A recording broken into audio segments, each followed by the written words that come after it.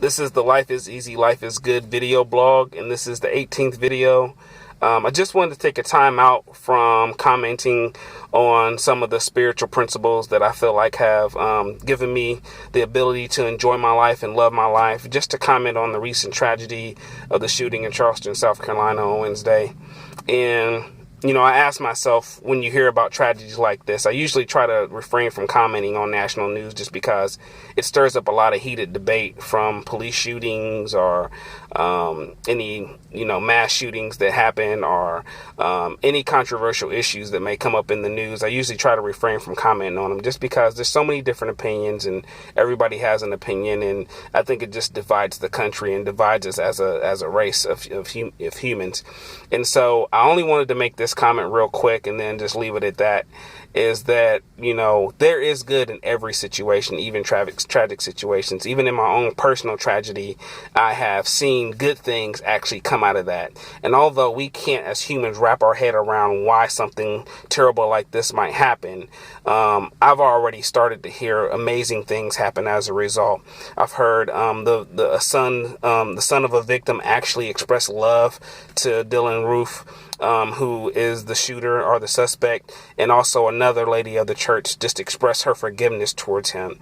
And although we in our positions may not able to envision ourselves forgiving somebody that did such a horrible thing to our family member, that's an amazing thing. That's a miraculous thing that takes place, for them to still have love for somebody that actually took the life of somebody that they care about. And I was also glad that he didn't commit suicide, or that the police didn't shoot him on sight, and that they were able to arrest him peacefully to be able to actually get this young man some help. And I know a lot of people may disagree with me, but that's another thing. Is I read a lot of statements and study the life of Martin Luther King Jr. He's actually one of my heroes, and one of the things that he said that I actually hang on to is that hate is actually the problem.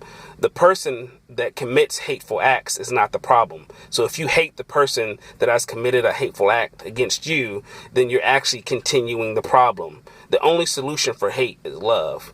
So in the case of Dylann Roof or other people that have committed the likes of atrocious acts like this, murderous acts, that if we hate the people that actually have committed hateful acts and call them a monster or call them anything less than human, then we're continuing the problem. I think on a spiritual level that actually adds to the problem. But I just, first of all, send out peace and love for the families and the people and the friends of the people that were murdered. And I also send out forgiveness and love for Dylann Roof, and hope that he can one day forgive himself. And although I hope that justice is served, I also hope that he's able to find redemption from whatever problems he may have been facing. And I just wanted to leave it off like that. I hope everyone is at peace, and I hope everyone is enjoying their life, and just use that as a message to you that even in the midst of tragedy, there's still a seed of good that can grow out of it. And if we allow that to blossom and to take full fruition, and not immediately begin to panic in the midst of those situations, we can actually see a lot of good come out of them. I've experienced it personally, as I shared about my sister having a stroke a few years ago as well, and all the great things that happen as a result of that. So love you guys. Peace. I'll see you next week.